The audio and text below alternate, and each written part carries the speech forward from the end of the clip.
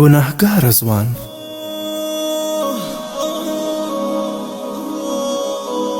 په بصره کې یو ځوان اوسېدی چې ډېر لوی ګناهګار او نافرمان و او د ده مور دی د ګناه څخه منع کوی لیکن دی به نه منع کېدو خو کله چې به د امام حسن بصري رحمه الله مجلس ته حاضر شو او بیا به لاړو نو وبه یې فرمایل چې هم دا اوس امام حسن بصري رحمه الله داسې خبرې وکړې یعنی چې د هغه وعظ به واورېدو نو وبه ډارېدو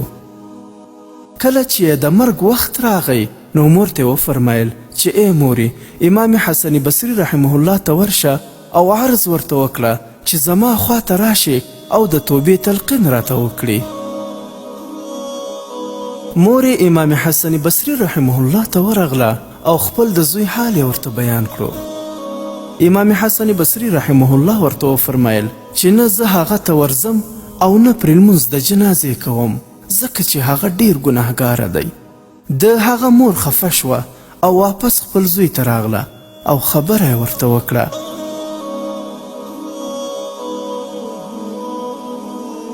نو زوی یې ورته وویل ډیره ښه ده کله چې زه مړ شم نو زما په مرۍ یعنې غاړه کې راته رسۍ پړی واچوئ او په کور کې مې راکش کړئ او دا وایاست چې څوک د الله جل جلاله نافرماني کوي د هغه سزا به دا رنګې وي او زما قبر په کور کې جوړ کړئ د دې دپاره چې زما څخه نورو مړو ته تکلیف نه وي لکه څنګه چې زما څخه ژوندو ته تکلیف دی نو مور یې هم داسې وکړه په غاړه کې یې ورته رسۍ واچوله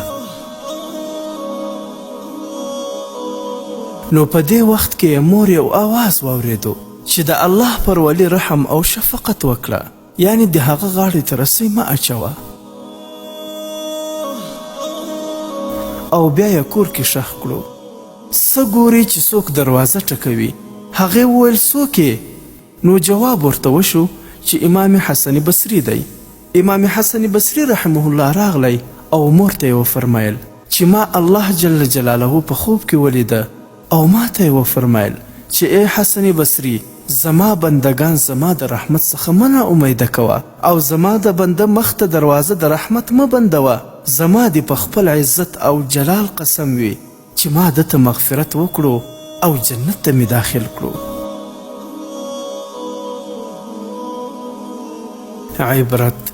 ګرانو مسلمانانو تاسې واورېدل چې یو ګناهګاره ځوان چې خپل په ګناهونو پښیمانه و او له الله جل جلاله څخه ډارېدی الله جل جلاله ورته مغفرت وکړی او جنت ته هم داخل کړی نو راځئ چې موږ هم د الله جل جلاله په دربار کې د خپلو ګناهونو څخه توبه وباسو که موږ هر څومره ګناهګار یو الله تعالی خو ډیر مهربانه او بخښونکی دی خو د توبې موقع فقط د مرګ نه مخکې وي